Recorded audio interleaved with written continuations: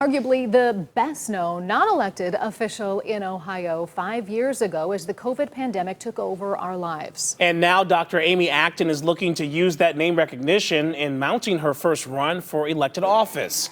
Acton is seeking the Democratic nomination for Ohio governor. Tonight, News 5's John Kosick with a closer look at her run and how Republicans might respond.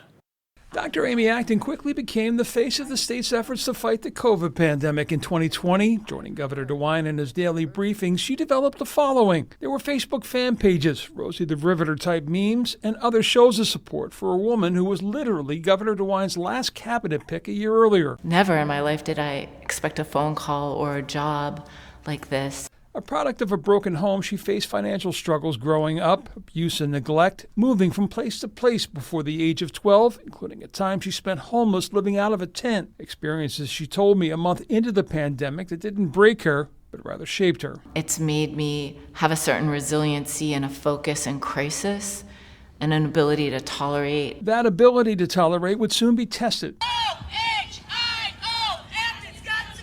as she soon was on the receiving end of the frustrations expressed by a growing number of Ohioans over the state's handling of the pandemic. There were protests outside of the State House, outside of her home. By June, she had had enough. This week, Dr. Acton told me that she feels it is time for her to step down. She went to work for the Columbus Foundation, but resigned a year later to consider a run for the Democratic nomination for U.S. Senate, a move at the time that came to the delight of many of the state's GOP hopefuls. I would love to run against Amy Acton. You know, she's like the Fauci of Ohio. She withdrew her name from consideration in April of 21 and spent the better part of the past 4 years out of the public eye before making this week's announcement she's running for the Democratic nomination for governor. News 5 political analyst Tom Sutton says given the lack of a Democratic bench in Ohio, she has a shot at the nomination.